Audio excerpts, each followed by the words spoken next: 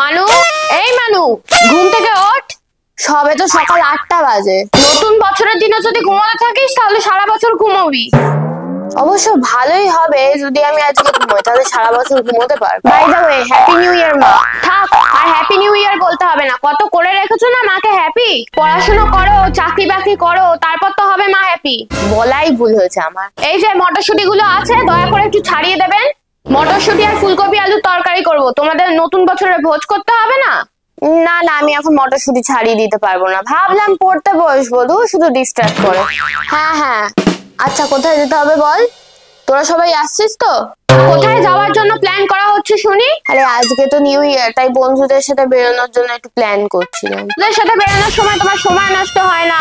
একটু আগে কি বলছি, আমি ডিস্ট্রাক্ট ফিল করব। হ্যাঁ, পরে যখন বললাম মটরশুঁটি গুলো ছাড়িয়ে দে, তখন নাকি ওনার পরে ডিস্ট্রাক্ট ফিল হবে। কোথাও যাওয়া হবে না বলে দিলাম।